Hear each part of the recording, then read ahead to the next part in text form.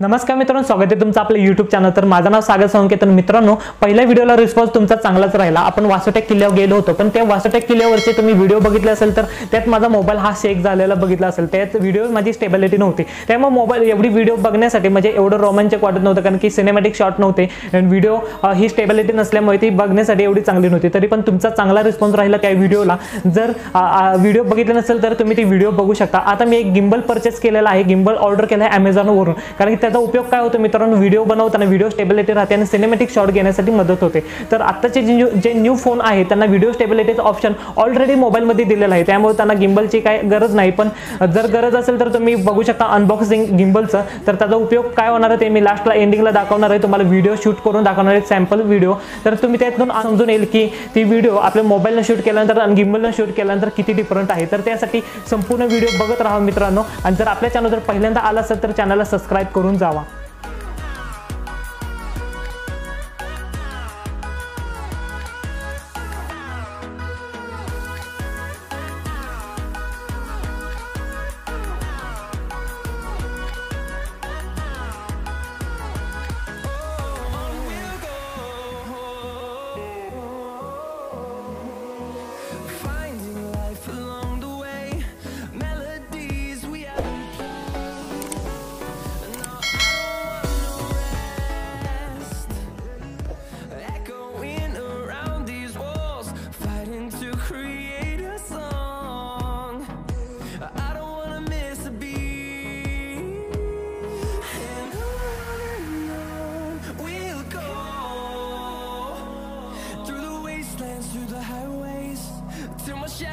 Turns to sun rays and on we'll go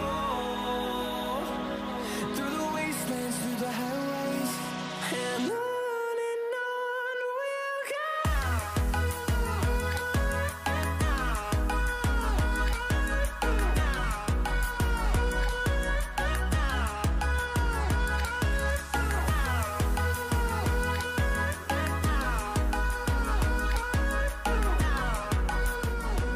तर बघू शकता आहे गिम्बल। तर मोजाचा हा गिम्बल हे का ब्रँडिंग केले बघा मोजाचं, आणि मिनी ES हा ह्याचं मॉडेल नेम आहे। तर तुम्ही हे बघू शकता मोजाचा गिम्बल आहे। तर आता हा ओपन केला आहे, अनबॉक्सिंग केलेलं आहे। तर हा लॉक अँड फोल्डेबल। तर आता हे लॉक कसं काढायचं, हे बॅक साईडला बटन ओपन करा आणि टर्न करा। टर्न केल्यानंतर हा गिम्बल ओपन होईल। ओपन झाल्यानंतर इथं पण तुम्हाला वर लॉक भेटेल, तर आपण टर्न केल्यानंतर तिथला पेज हा तुमचा गिम्बल ओपन होतो। ओपन झाल्यानंतर हे बघू शकता तुम्ही इथं मोबाईल होल्डर आहे, हा मोबाईल तुम्ही तिथं होल्ड करू शकता। आणि हा आहे तुम्ही इथं बघू शकता USB पोर्ट आहे। हा USB पोर्ट इथं तुम्ही USB यूज करू शकता। नंतर हे बॅक साईडला आल्यानंतर इथे तुम्हाला ट्रिगर भेटेल। ह्या ट्रिगरचा यूज काय ते पण आपण जाणून घ्या। परत इथं पॉवर ऑन ऑफचं बटन आहे। परत इथं चार्जिंग पोर्ट आहे, तुम्ही इथून चार्जिंगला करू शकता। नंतर इथं जी दिसते ती बॅटरी इंडिकेटर आहे, तुम्ही तिथं बॅटरी इंडिकेटर म्हणजे चार्ज किती आहे कमी आहे हे तुम्हाला लेवल इथं समजून येईल। हे आहे जॉयस्टिक, हे वरचं आहे ते जॉयस्टिक, हेतून तुम्ही गिम्बल कंट्रोल करू शकता। हे बटन्स दिलेले आहे ते तुम्ही ह्या बटनचा उपयोग करून गिम्बलला ॲडजस्ट करू शकता। आणि गिम्बलचं जे ॲप आहे, मोजाचं ॲप आहे, ते तुम्ही ह्याच्यावरून कंट्रोल करू शकता। तुम्ही इथं बघू शकता हे दोन बटन आहे, ते झूम इन आणि झूम आउट करण्यासाठी आणि फोकस मोडसाठी पण आहे।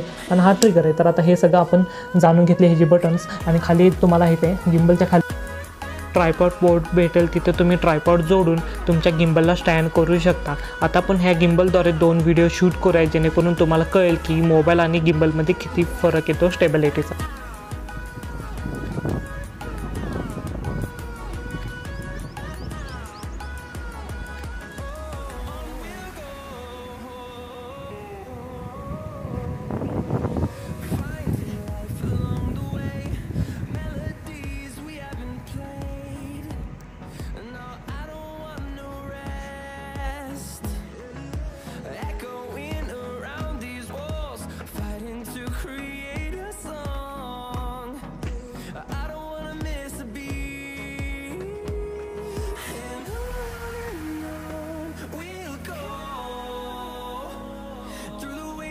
Through the highways till my shadow turns to sun rays and on we'll go